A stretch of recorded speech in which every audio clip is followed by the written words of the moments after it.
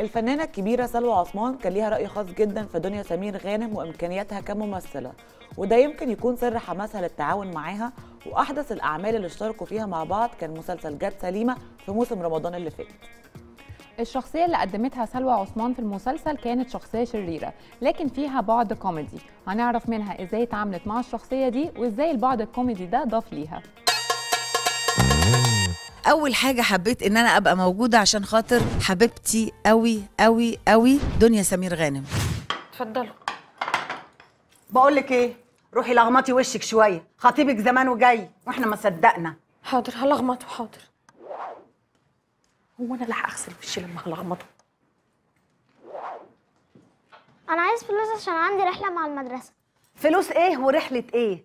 مفيش كلام فارغ من ده خالص.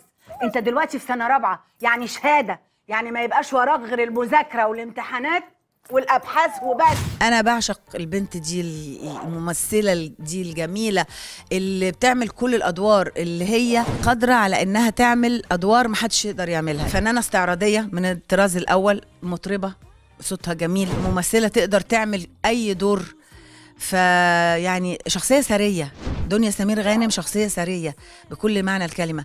كمان على الطبيعه بقى، يعني تحبيها تعشقيها، فيها حنية الدنيا وهدوء الدنيا وكياسة وتصرف بشكل عاقل وتخش في الشخصية وتبقى يعني عارفة مندمجة فيها. فهي شخصية كلها على بعضها كده حبيبة قلبي.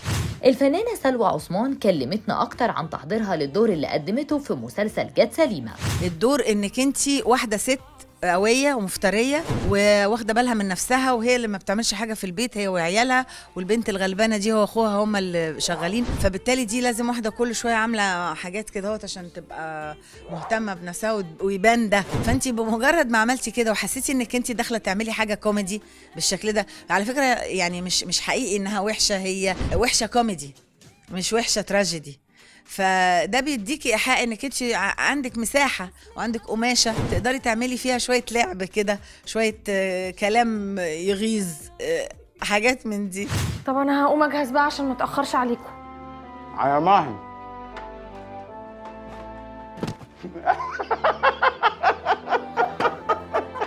روشتها. ده انتوا عيله لزجه. البنت دي مش هتكمل معايا اسبوع بعد الجواز. لا اوعى ترجعها لي تاني، احنا ما صدقنا.